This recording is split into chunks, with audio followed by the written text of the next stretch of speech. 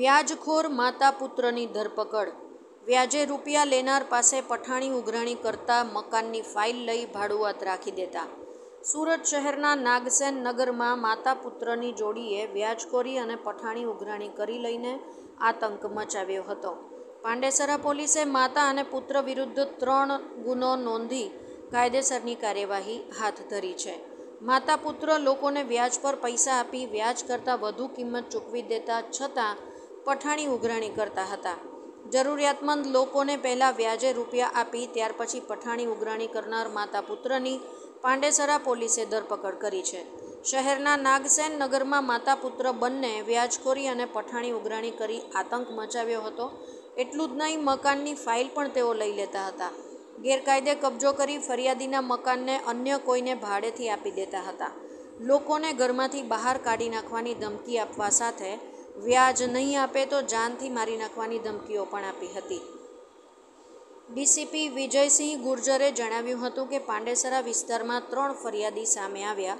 માતા આશા સોનવણે અને પુત્ર જિજ્ઞેશ સોનવણે વિરુદ્ધ ફરિયાદ નોંધાવી કે વ્યાજ પર પૈસા લીધા હતા।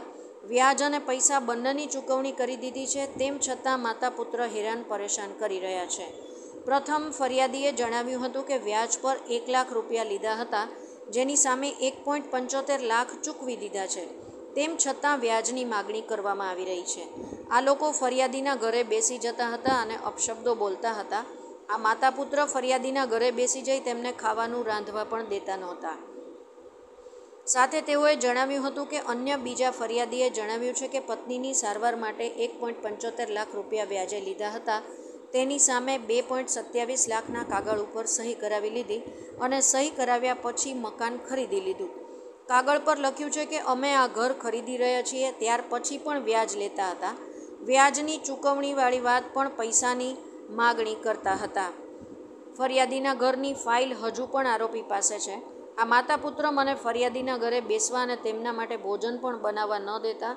આરોપીએ મકાનનો કબજો લઈ લીધો છે અને ભાડુઆતને પણ મકાનમાં રાખ્યો છે। माननीय गुजरात सरकार के निर्देश के अनुसार ब्याजखोरों के खिलाफ मुहिम चलाई जा रही थी। उसमें पांडेसरा पुलिस स्टेशन की हद में 3 फरियादी सामने आए और उन्होंने एक आशा सोनवणे और उसके बेटे जिग्नेश सोनवणे के खिलाफ़ फरियाद की कि इन्होंने ब्याज पे हमने पैसा लिया था, उसका हमने पैसा और ब्याज दोनों चुका दिया। उसके बावजूद भी ये लोग अभी भी हमें परेशान कर रहे हैं, गाली गलौज करते हैं और मानसिक शोषण करते हैं। उसमें पहला जो केस है जिसमें IPC 384 और नाना धीरदार अधिनियम की कलम के साथ में गुना दाखिल किया गया है। उसमें 1 लाख रुपये ब्याज पे लिए हुए थे, उनके बदले में 1,75,000 रुपये चुका दिए। उसके बाद में भी कंटिन्यू ब्याज की और पैसे की मांगनी, वो 1 लाख रुपये है वो एज इट इज़ स्टैंडिंग ही था और उसकी दोनों माँ और बेटे ये दोनों मांगनी करते थे और इनका अगले के घर में जाके बैठ जाना, गाली गलौज करना, उसको खाना नहीं बनाने देना, घर से बाहर नहीं जाने देना, इस तरह का त्रास इनका था। दूसरा जो इनके खिलाफ़ फरियादी आया उसमें फरियादी ने इनसे 1,75,000 रुपये अपनी धर्मपत्नी के इलाज के लिए ब्याज पे लिए थे। उसी समय पे 1,75,000 रुपये ब्याज पे दिए। उसके बदले में 2,27,000 रुपये के कागज़ पे इन लोगों ने साइन करवाए और साइन करवा के उसका मकान जो है वो ख़रीद लिया। उसमें लिखान कर लिया कि ये मकान जो है वो मैं इनको बेचान करता हूँ।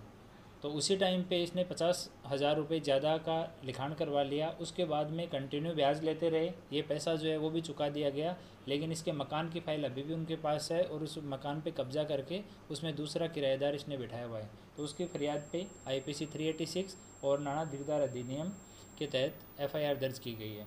तीसरा जो फरियादी सामने आया उसने 50,000 रुपये इनसे उधार लिए थे, उसके बदले में 54,000 रुपये चुका दिए और बाद में मंथली किस्त के रूप में भी ब्याज वो हर महीने चुका रहा था।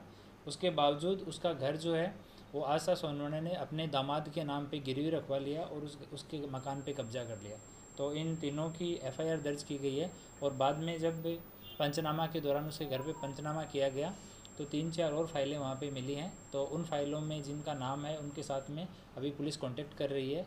अगर उनके साथ भी इस तरह का पैसा देके और इस तरह का टॉर्चर हुआ है तो उनको बुला के उनकी निवेदन लेके उनके खिलाफ़ भी गुनाह दाखिल किया जाएगा।